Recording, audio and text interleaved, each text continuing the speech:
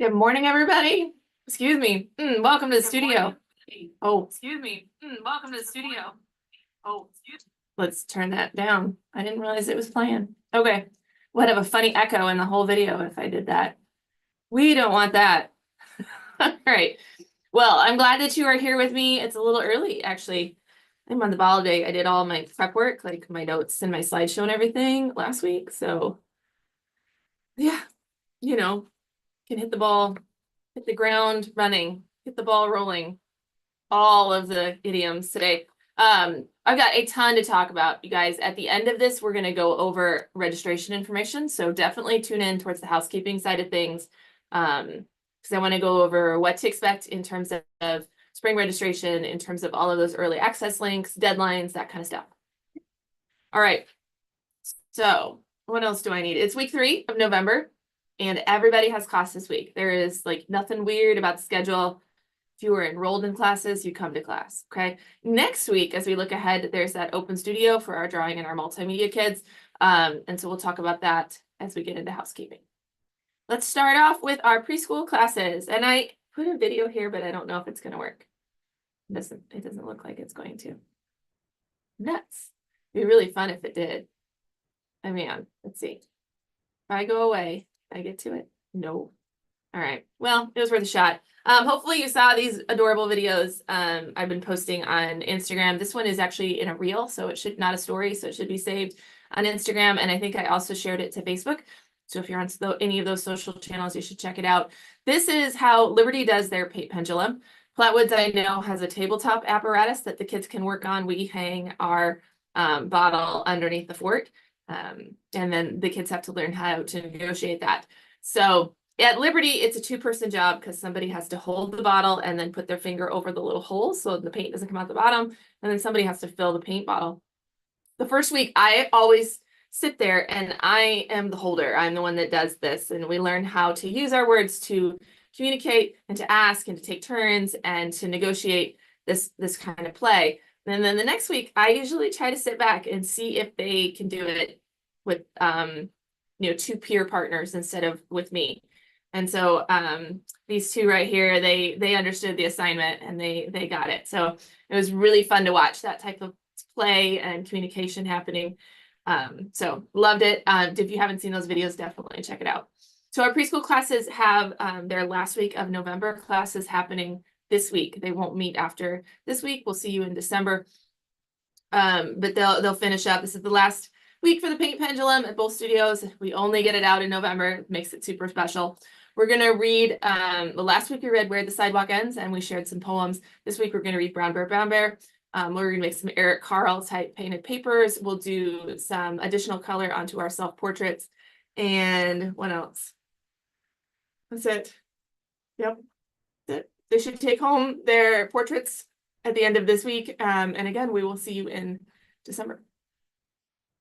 All right, for our multimedia classes, and I didn't bring any K-3 projects. They're fairly good size, but here's one of the in-progress works that's going on at Flatwoods, which looks amazing.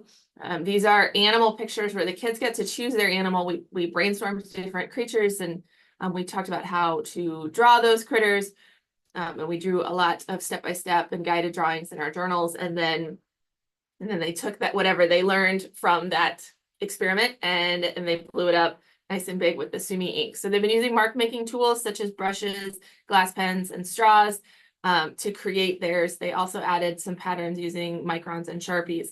Now going forward, they're going to get this week to add color to those. And so we're going to do that using a mono printing technique.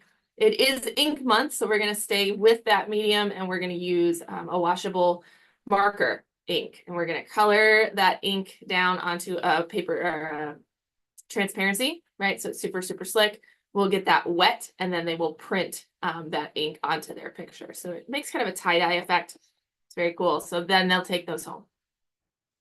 So those will finish up this week. If they don't finish it and you're still coming for Open Studio, we can finish it during Open Studio. But if you see it coming home with you this week, don't be alarmed. It's fine. We got plenty planned for week 4. All right, 4th and 5th grade and homeschool. So I do have some to show you from that. So let me bring those up. These guys are making those furry, fuzzy creature grids. They had a lot of leeway on the types of creature they wanted to create. Sorry, I've got a big stack of stuff, trying not to break it. The first step in this project was to create the grid, and we did that in week 2. So we had to do a lot of math and measurements, and we had to use a ruler and create our grid and our boxes for our creatures to go in. So we really encourage the kids to draw as lightly as possible with their pencil on that grid, because we'd like to be able to erase it. It's simply for composition and layout. You can see all of the different creatures we have going on here. I love the composition choices in all of the boxes and the different marker choices. These are all from homeschool class. This is a different 4th and 5th grade class, and they approached it a little differently, and I wanted to show you how they did theirs. Do this one first so you can kind of see it. Now, see where the eyeballs are on all of those? If I turn it, you should be able to tell that they're stickers. And so some of these artists in this class chose to put stickers down for the eyes and then ink, because once they're done, if they pull up those stickers, it's a resist. It protect that negative space, so that, like a mask, so that none of the ink ended up there. So right here in this little one, you can see she's got the stickers already there, and then she can fill in with all the little hatching marks, and then peel the stickers off and have eyeballs. It looks clear because those are green stickers. And I have a green screen. Here's another really great example up there in that top corner of some great ink marks. So we've got a lot of work still to do on these. The goal is to finish them this week and get them in a mat. So we've got 11 by 14 inch mats to finish up these pictures. And then they should take them home. Again, if they don't, if they come to class and then they don't take their artwork home and you see other kids leaving with it, you can always ask them, especially my 4th and 5th graders. They're usually very responsible artists. They should know, what did your teacher say about your art? And if teachers or this kid's like, no, she didn't say anything, then you don't have to worry about it. If we really feel like somebody needs some additional time, we'll always tell them, and hey, maybe come in for a makeup if you're available. But otherwise, we can finish it in Open Studio next week. All right, my 6th and 7th and my 8th and 12th. Okay, so I got something breakable here that I want to share with you. And then I want to share some of their in-progress work. So this stuff here are some of their drawings. Now, remember, they got to choose their medium. So they got to pick what they wanted to do and what they wanted to work on. Or not medium. They got to pick their subject. Goodness, Allison, drink more coffee.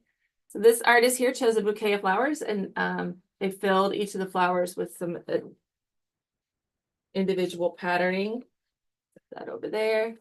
There's another one. Compositionally, these are 2 very different compositions, right? I mean, subject matter wise, for sure.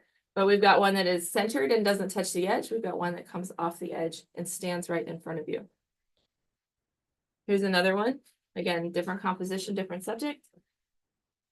There's something very stylized, takes up the whole space. Right. We talked a lot to our artists about where they put their patterns. It could go in the back, it could go in the foreground. I don't know if this artist plans to pattern and sketch and fill every space, or if the cat will remain white. Maybe some of the background will remain white. I don't know. Here's another one that shows a cat for their subject. I do believe this one is one that the patterns are going around and the cat remains the negative space, but I could be wrong.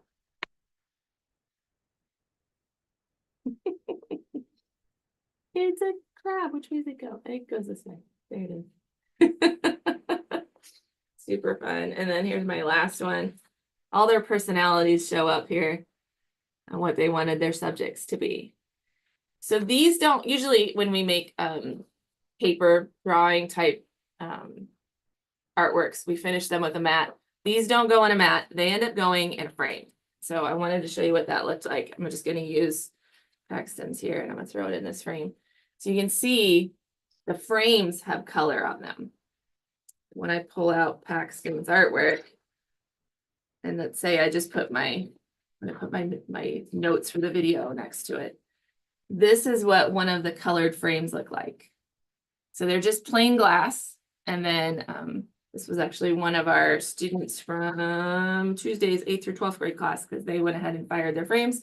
And that's what the picture is showing here, is the glass gets dropped with alcohol and alcohol inks, isopropyl alcohol, and then we light it on fire to burn off all the liquid, and it just leaves the pigment on there, and it's really swirly and pretty. And then that's the color that happens on the artwork. So for instance, if we were to take this cat one here, right, black and white, but then when you put it in the frame, it is colored.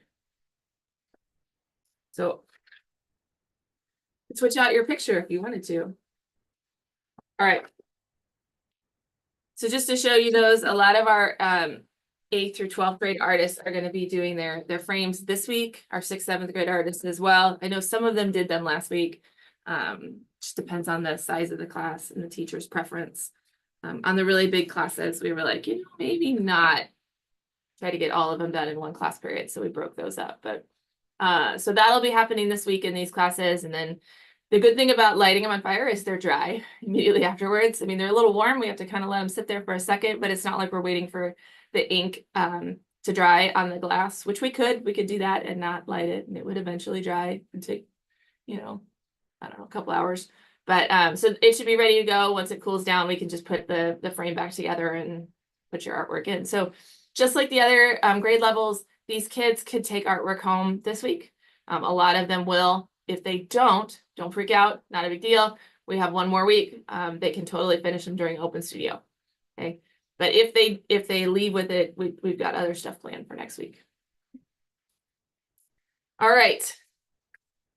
Creative Explorations classes. All right, so this is our last week of November. I'm just checking my multimedia and making sure I'm not missing anything. Creative Explorations classes. This is our last week of November stations. We see we've got our Van Gogh sunflowers out for our still life station, which has been really popular. I know at Platte Woods, they told me that washable marker and water like monoprinting technique was really popular, that they just went crazy for that last week and had a great time exploring it.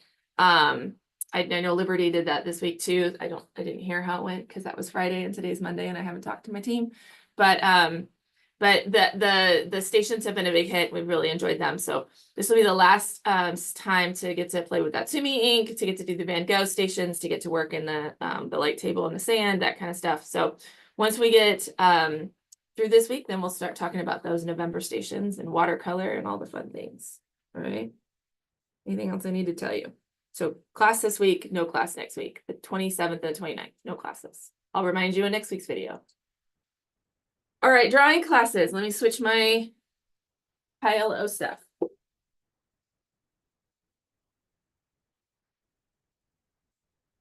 Here's me teaching. Miss Grace took this picture. I love this picture. So you can see 101 did fruit still life. So we've got over here just a black tablecloth and then some risers, and I've got some fruit right there, and then a spotlight because that gives us some really high contrast on it. In this picture, what we're doing is we're walking around the still life. We're talking about, we already know what a still life is because this is not our first still life, but we reviewed what a still life was. Then we started talking about composition, and we have some paper viewfinders that have like a plexiglass window in them, not plexiglass, like a laminated window. And then we were also talking about how you can use your fingers for the same like composition hack, right? So making your own viewfinder. So that's what we're doing here in this picture, and talking about like how we can move our fruit through our composition in our paper in order to narrow our focus. And so eventually we sat down and we did do some drawings. I've got some pictures to show you. We used chalk pastels on our drawing and we drew on toned paper. This is some of our 101s. They really gravitated towards the black because it was such a like highlight and dark composition. A lot of them really saw black as being an important part of the picture. And I'm going to show you my 102s did the exact same thing. They're both my classes. I thought it'd be an interesting contrast. My 102s did not. The black never registered. So it was really interesting. So in these, we're really looking at placement and shape.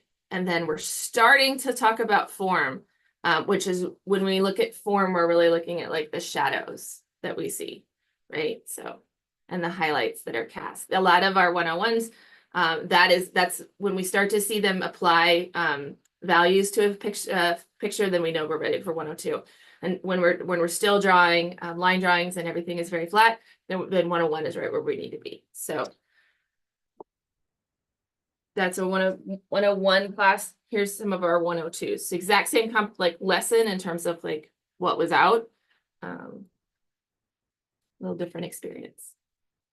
So you can see these guys, they spent a lot of time getting the shadows and the highlights on the fruit and trying to make sure that they really had that kind of form to them. It's another really good one.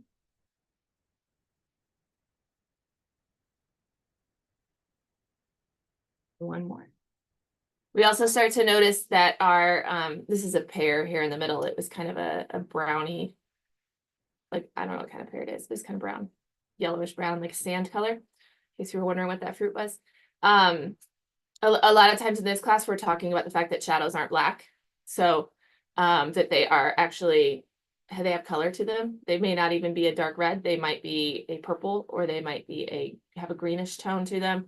So we used a lot of complementary colors. You know, the shadow on the green apple was like a purplish color. So we went ahead and added that. So, you know, we noticed that like the pear with its kind of yellowish sandy tone would reflect its color onto the shiny apple. So lots of really great discussions and just a way of seeing the world. So good stuff going on in 102 classes. I love a good still life. I can nerd out on a still life all day long. So I had a lot of fun with that lesson. Now this week for 101s, let's see. This week for 101s, we're going to be doing Andy Warhol. So we're looking at Campbell's soup cans. I should have brought some, but everybody knows what a Campbell's soup can looks like, right? We're looking at Campbell's soup cans, and we're going to draw them from observation. But rather than drawing on paper, we're going to go ahead and draw on printing foam. And we're going to use our pencils to, it makes an indentation in the foam. So we'll draw our cans on that. And the reason that we do that is because then we can roll it with block printing ink and print our drawings, which is just a different way of making a drawing. So we'll go ahead and do that. Gives us a chance to practice like typography and lettering, as well as all the details that are in the can. All right, so then 102, I already showed you 102's drawings in 101. So if you're just flipping to this section and you're like, where's 102 realistic? Go ahead and flip back to that, because I talked about the difference between the fruit still lifes in 101 and 102. And I already showed all their drawings without flipping the slide. My bad. No, sorry about that. 102 realistic this week, though, we're going to be doing the Andy Warhol drawings as well. So we'll get out our cans and we'll draw on the printing foam, and we're also going to do some prints. We might try to actually get like a quadrant of prints, and that way it looks just like, you know, some of Warhol's artwork. My 102 illustrative is all about people, and I didn't bring any of their artwork, but I wanted to show you some of the tools that we use. I think I talked about this last week. So they did heads and hair in week 1. And then week 2, they did kind of an overview of the figure. I looked through some of the journals, and it looks like everybody, it wasn't in the lesson, but everybody must have had lots of questions about hands and feet, because there were a lot of hands and feet sketches, like study sketches. And so that must have been something that the Monday class in Liberty was really interested in.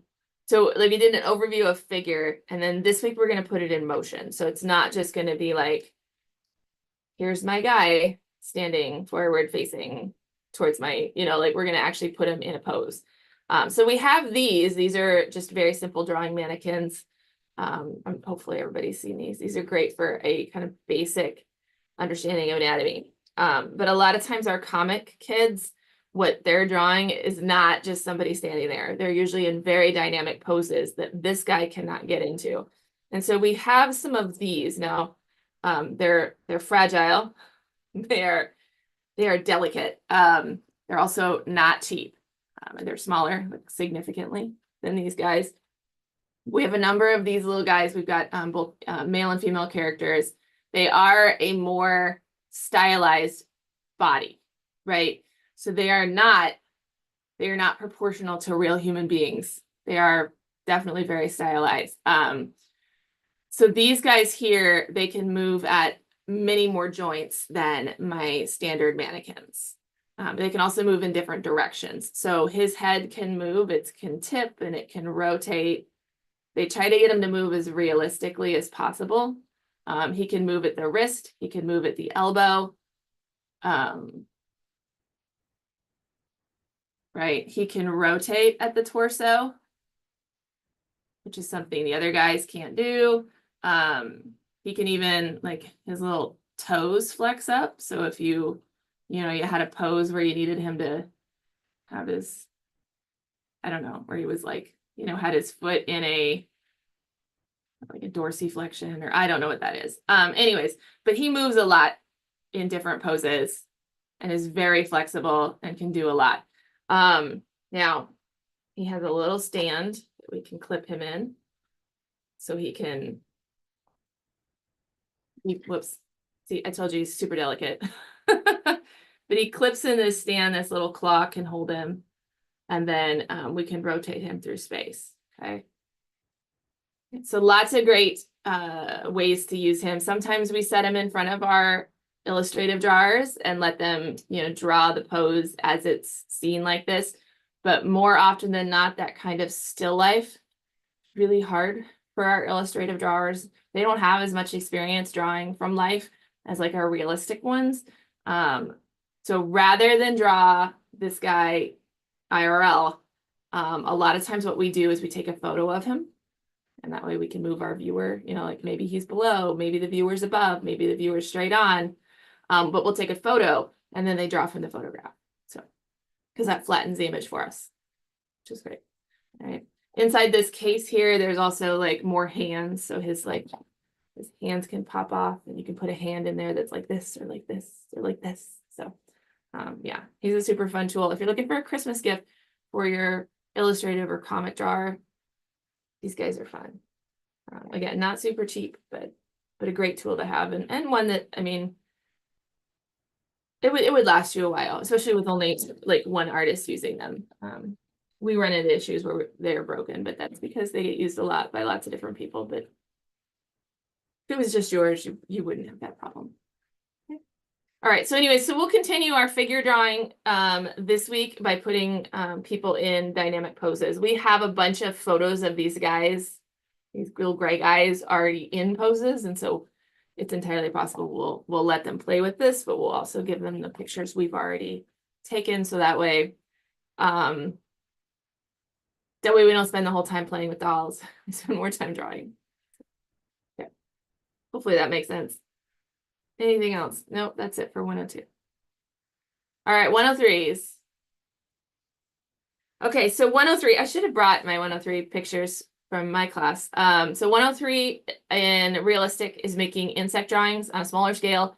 We're taking our inspiration from scientific illustrations, and we are looking at a photograph and then drawing with colored pencils. Many of my Tuesday kids are done. And I know Plattwood said that they were not done, but they were close to being done and would finish with no problem this week. Mine, a lot of them are done. So I'm gonna plan a lesson for this week so that they've got, something to do. Not sure what it is, but it'll be something fun. And then our 103 illustrative people are working on their cityscape, and they look great. Grace says they're on track to finish this week, and then they'll be able to map those and take those home. So all good stuff. Look for social media. We'll post some pictures of their finished work for sure. All right, here comes the fun part. You ready?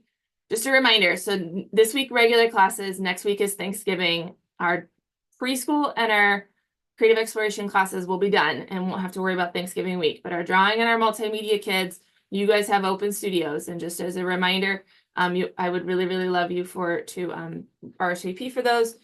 I had some people that were confused on how to do that. They said, "Oh, Allison, that link just opens a PDF." And I said, yes. There are links in the PDF. The problem is there are 16 links. And so rather than me sending you 16 links, I embedded them all in a document that I thought looked pretty. So this here has all the links in it. When you see this PDF, and then you go and you click that button, it opens Mondays in Liberty at 5. Okay, so each one of these little squares is a different registration link. Okay.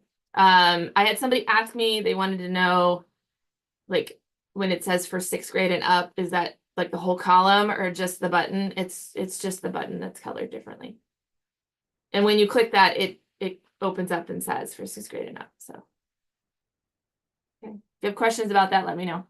The instructors, we all met on Friday at our staff meeting and brainstormed what we wanted to do for Open Studio. And I think there will be splat painting. Everybody, I said, it's up to you if you want to splat paint. And they were like, yes, we want to splat paint. So that should be fun. All right. All right. So now we need tech registration, you guys, and this is going to be a long talk. I've got slides to go with this section. You ready? All right. I'm gonna move over and drink some coffee. I gotta stretch. So we need to talk about 2025 spring semester registration. Here we go. I'm gonna make me smaller because I didn't plan that when I did my slide very well. All right. So here's the most important part. Everybody has to re-enroll.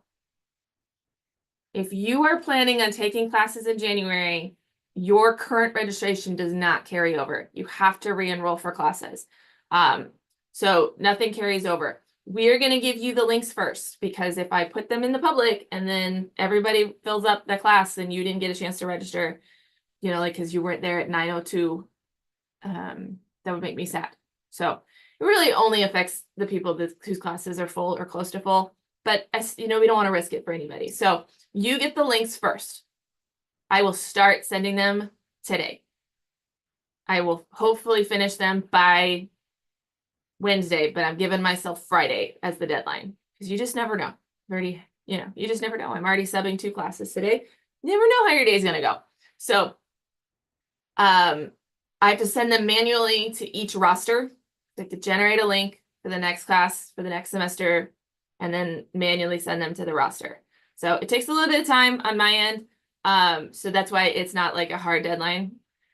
So, but I'll get working on it, and then it'll just kind of be rolling. Like, I'll get all the Mondays done, and then I'll get all the Tuesdays done. And then, you know, if you're ever wondering if you've already gotten yours, you can always send me a message. I will post probably to Facebook in our private group to let you know when all have been sent. And that way you can be like, well, wait a minute, I don't see it. Okay. If you don't see it, make sure you check your spam folder. Make sure you check the promotions folder. Also make sure you're in the right email address. Because we send it to the one that we use to register. So the same one that you get this weekly video at. Okay. All right. What else? All right. You only get the link for the class that you are currently enrolled in. So if you're in multimedia, that's the one you get. You don't get all the drawing links. Okay. You're only going to get that one. If for some reason you're like, oh, Allison, we were really hoping to try creative explorations next semester, like, that's okay. You can send me a message. If it's not a full class, I'll give you the link and you can early register for that class. It's fine. If it is a full class, then we will, on a case-by-case basis, we'll talk about like how that's going to look. Okay.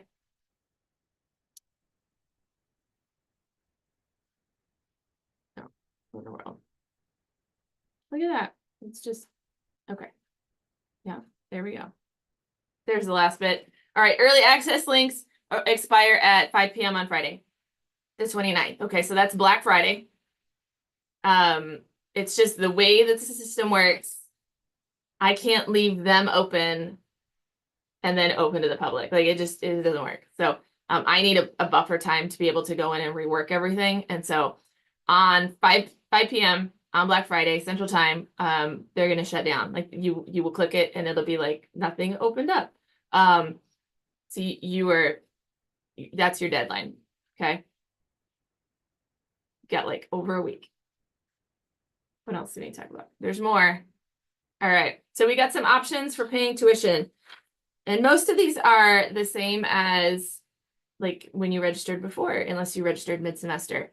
All right. So your first option is to register by month. Those are your people who are billed every single first of the month, right? And so the monthly enrollments, the advantage of doing that is you can cancel anytime. So if you're not really sure, it also breaks it into a really bite-sized amount, right? You can cancel, you just let us know by the 20th. Now you're going to pay your January tuition when you sign up. which for some people, that's really an issue. And I get it. It's the holiday season. Even if it wasn't, it's still a lot, right? To be like, well, I paid $99 on November 1st, November tuition. I'm going to pay January's tuition now. And then on December 1st, I'm going to pay December's tuition. Like, I don't want you to skip December because you're paying January. And I want you to skip January because you can't do that while you're still paying December. Like, if that's a problem, just send me a message. Okay. And then that way I can manually put you in the class and I can bill you on January 1st, just like always. There's no way for me to like give you that option, but like for you to do, but I can do it manually. So hopefully that makes sense. If you're paying by semester, so these are our semester options. This is only available prior to the start of the semester. So you save 15% on your tuition. It's already mathed in there. So $99 times 5 months minus 15%. That's what the multimedia semester rate is. So you don't have to apply any coupon codes. Your semester enrollment can't be canceled. So, you know, that's a disadvantage, right? We can't alter it though. So if anybody's like, oh, that time doesn't work anymore, can we switch to a different class? As long as there's room, we can transfer you throughout the system. Okay. If you choose to pay the entire semester, you become a member of our studio club. And there's lots of benefits for studio club. In you know, the 15% discount is awesome, but you also get a half-price birthday party. You also get early access to summer programming, which is kind of cool. You get the summer registration links 15 days before everybody else, which is always awesome, right? I think what else there is. Like when we do the Mother's Day event, we do the egg decorating, we do spring break classes, like all of those you get discounts on. So I think it's a great deal. But so if you're interested, you can do a pay by semester option. Now we run a promo at the start of registration every year. So we do it for fall and we do it for spring. And we give it a t-shirt. This is the t-shirt from, I don't know, last fall maybe. So if you see people running around with orange Easel t-shirts, that's usually where they got them. So the t-shirts are, we call it a December 1st promo because that's when registration opens for everybody. But early registration totally qualifies for that. So if you do a semester registration with your early access link, you get a t-shirt. Okay. And then just for you guys, we have a payment plan where we broke it down and you can give us $100 deposit and then pay a little bit on January 1st and a little bit on January 15th. When the link's open to the public, that won't be an option, but just for you guys, we did that. Okay. And you can do that payment plan. There's no surcharge or anything, fees. Like it's a $0 interest kind of thing. Okay. The math works out the same. You're not paying any extra to pay by payment plan. And it still qualifies you for all the studio club benefits and the t-shirt. Okay. All right. Hopefully that makes sense to everybody. Few more slides and we're all done. I know. Long video. All right. So then here's probably this is not the exciting stuff, but this is really important. So if you need help, like you got questions and you need to know, like I am not working all Thanksgiving. Boundaries are important. I'm going to keep these links open until 5 o'clock on Black Friday because I mean, it's fine, whatever. But please note my quitting time is Wednesday. And on Wednesday, I'm not working like 24, like I'm not dialed in the whole time. I'm going to check messages, but I'm traveling with my family and doing get together things with them. So although I will check messages at 5 p.m. on Friday and clear my inbox, I'm not on the whole time. So if you need me, ask early. Because if you don't get your question answered because you sent it on Thanksgiving Day, and then on Friday the link expires, and then on Saturday you send me a panicked email because you didn't get registered, and then on Sunday registration opens and you lose your spot in class, and you're gonna be like, but I sent you an email. I am not working over Thanksgiving. So if you need help from me, if you have questions or you know, whatever, it needs to be prior to Wednesday. Okay. Which is fine because I'm going to get you the links like this week. So you'll have lots of time to look at them and ask questions. All right. Open studios. We talked about that. We talked about early registration. And then the last is just a reminder, winter break classes opened. So if you want to join us over winter break, you can do that. They are not camps. They're just classes, kind of an a la carte. Whew, that felt like a lot, everybody. I don't think it was a ton, but man, it felt like it. So I hope everybody has a wonderful week. Again, look in your inbox for those early access links. And then if you're not in our private Facebook group, you can get in there. Let me know if you get the link. And then I'll post in there once all those are out. But I guarantee you they'll all be out by Friday, probably sooner. Okay. All right. Have a good one, you guys, and let me know if you need anything.